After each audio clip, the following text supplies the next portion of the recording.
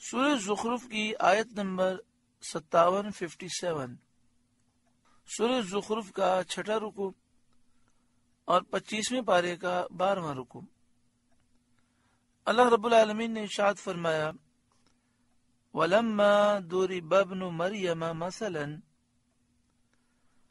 اور جب ابن مریم کی مثال بیان کی جائے، اِذَا قَوْمُكَ مِنْهُ يَصِدُّونَ، جبھی آپ کی قوم اس سے ہنسنے لگتی ہے، جبھی آپ کی قوم کے لوگ اس سے ہنسنے لگتے ہیں۔ اس آیت کریمہ کا شان نزول یہ ہے کہ جب سید عالم صلی اللہ علیہ وسلم نے قریش کے سامنے یہ آیت پڑھی وَمَا تَعْبُدُونَ مِن دُونِ اللَّهِ حَسَبُ جہنم، جس کے معنی یہ ہے کہ اے مشرکین، تم اور جو چیز اللہ کے سوا تم پوچھتے ہو سب جہنم کا ایندھن ہے۔ یہ سن کر مشرکین کو بہت غصہ آیا اور ابن زباری کافر کہنے لگا یا محمد صلی اللہ تعالی علیہ وآلہ وسلم، کیا یہ خاص ہمارے اور ہمارے معبودوں ہی کے لیے ہے یا ہر امت اور گروہ کے لیے ہے؟ سید عالم صلی اللہ علیہ وسلم نے فرمایا کہ یہ تمہارے اور تمہارے معبودوں کے لیے بھی ہے اور سب امتوں کے لیے بھی ہے۔ اس پر اس نے کہا کہ آپ کے نزدیک عیسیٰ بن مریم نبی ہیں اور آپ ان کی اور ان کی والدہ کی تعریف کرتے ہیں، اور آپ کو معلوم ہے کہ عیسائی ان دونوں کو پوجتے ہیں، اور حضرت عزیر اور فرشتے بھی پوجے جاتے ہیں، یعنی یہودی حضرت عزیر علیہ السلام کو اللہ کا بیٹا، خدا الہ معبود سمجھ کر پوجتے ہیں، اور فرشتوں کو بعض مشرکین پوجتے ہیں، عرب کے بعض قبائل پوجتے ہیں۔ تو اگر یہ حضرات جہنم میں ہوں، کیونکہ آپ نے کہا کہ جنہیں مشرکین پوچھتے ہیں وہ جہنم میں ہوں گے، تو اگر یہ حضرات معاذ اللہ جہنم میں ہوں تو ہم راضی ہیں کہ ہم اور ہمارے معبود بھی ان کے ساتھ ہوں گے۔ یہ کہہ کر کفار خوب ہنسے۔ اس پر یہ آیت اللہ تعالی نے نازل فرمائی ان الذین سبقت لهم منا الحسنى اولئک عنها مبعدون،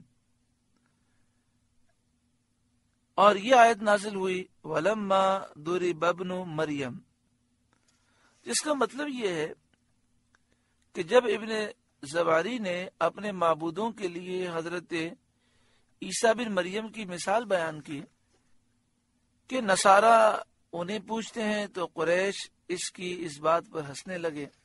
یعنی مراد یہ ہے کہ جب وہ یہ کہنے لگے کہ عیسیٰ بن مریم کی بھی پوجا کی جاتی ہے، حضرت عزیر کی بھی کی جاتی ہے، حضرت عیسیٰ علیہ السلام، حضرت عزیر اور فرشتوں کی پوجا کی جاتی ہے، تو آپ نے یہ کہا کہ تم اور جنہیں تم پوجتے ہو سب جہنم کا ایندھن ہے، تو اس کا مطلب تو یہ ہوا کہ فرشتے بھی جہنم میں ہوں گے، حضرت عیسیٰ حضرت عزیر بھی ہوں گے معاذ اللہ۔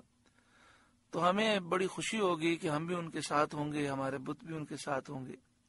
تو اللہ تعالیٰ نے یہ آیت نازل فرمائی ان الذین سبقت لهم منا الحسنى اولئک عنها مبعدون، کہ جن سے بھلائی کا وعدہ ہو چکا وہ جہنم سے دور ہوں گے۔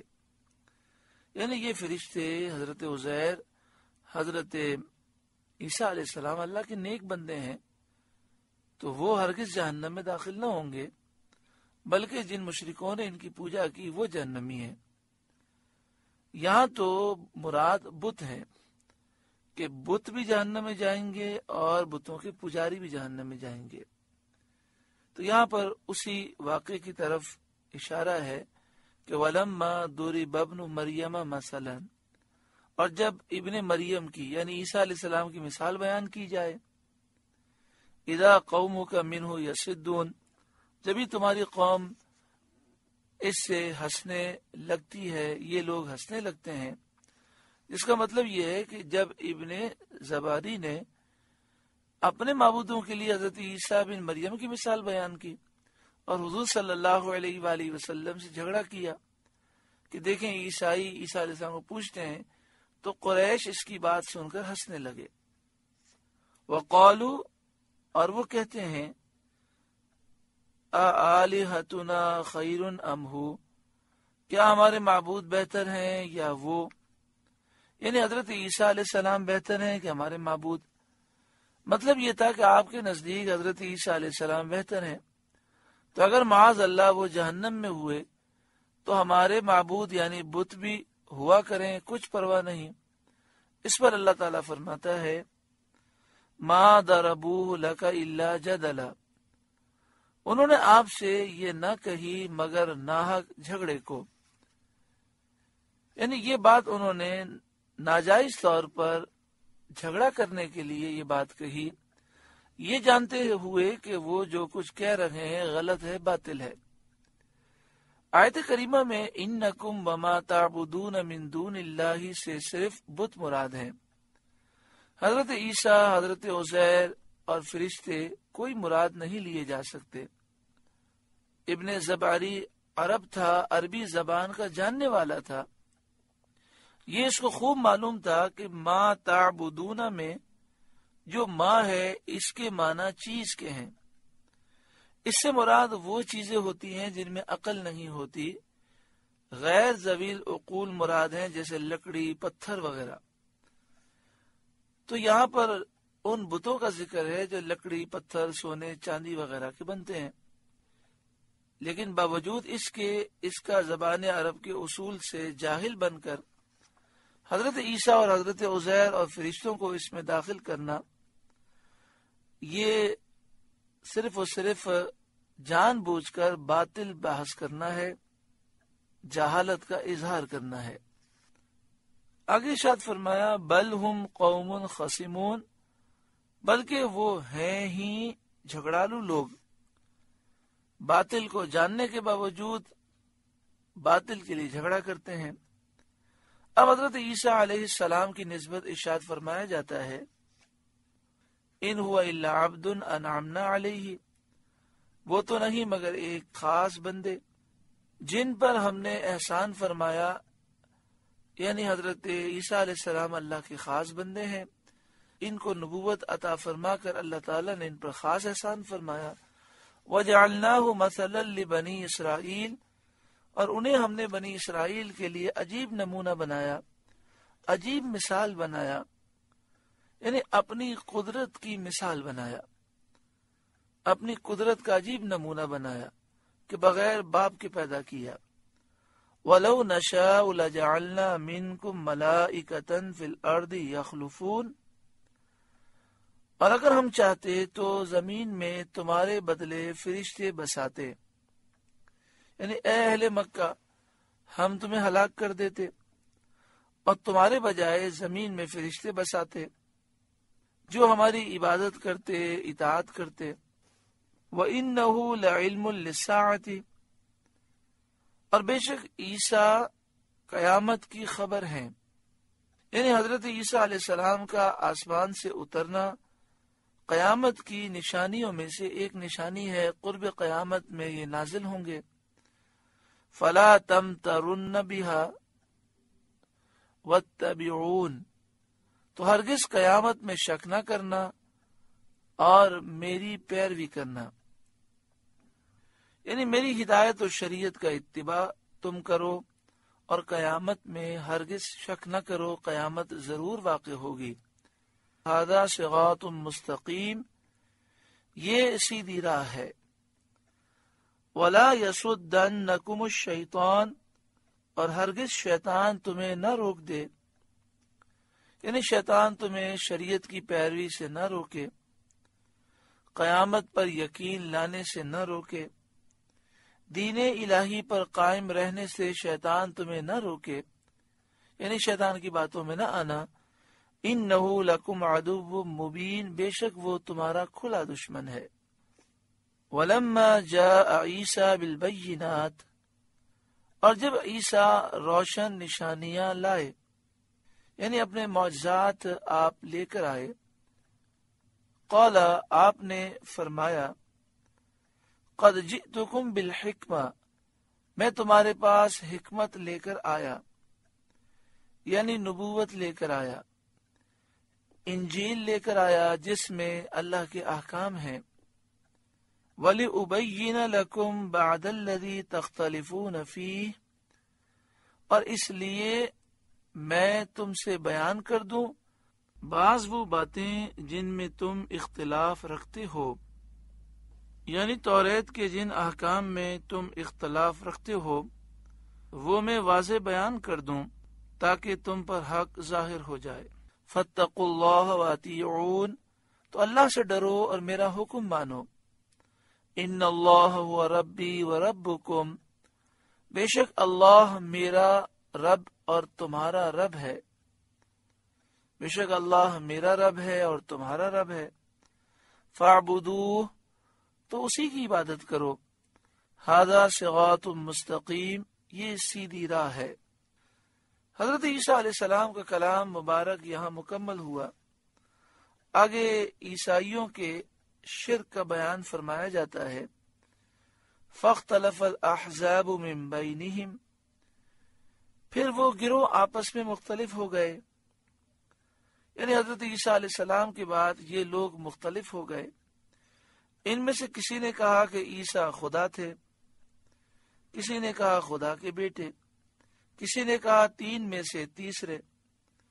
غرض عیسائی فرقے فرقے ہو گئے، یعقوبی، نستوری، ملکانی، شمعونی، ان میں کئی فرقے ہو گئے۔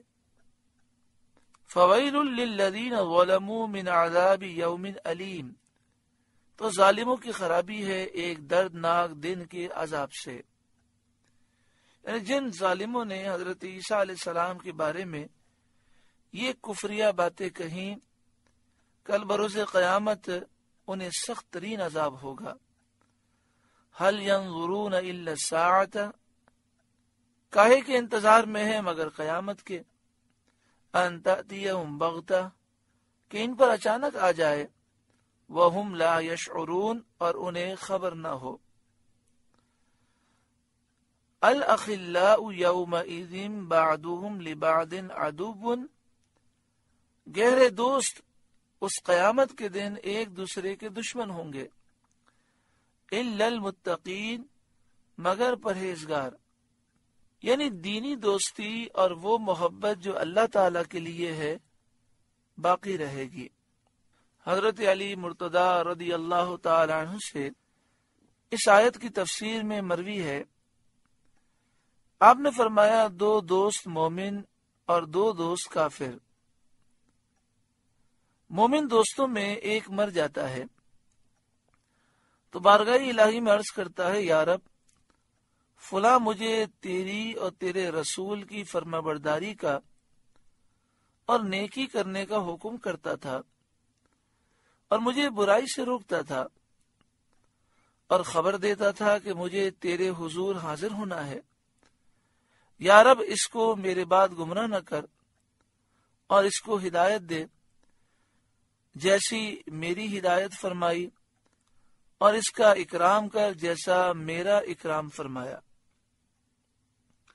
یہ دو دوست ہیں مومن، ان میں سے جو مومن دوست مر جاتا ہے، اس روایت سے یہ ثابت ہے کہ وہ مرنے کے بعد اپنے زندہ دوست کے لیے دعا کرتا ہے، یا رب اس کو میرے بعد گمراہ نہ کر۔ معلوم ہوا کہ اچھے لوگوں سے دوستی کی جائے تو مرنے کے بعد وہ ہمارے لیے دعا کرتے ہیں۔ وہ کہتا ہے، یا رب اس کو میرے بعد گمراہ نہ کر اور اس کو ہدایت دے جیسی میری ہدایت فرمائی، اور اس کا اکرام کر جیسا میرا اکرام فرمایا۔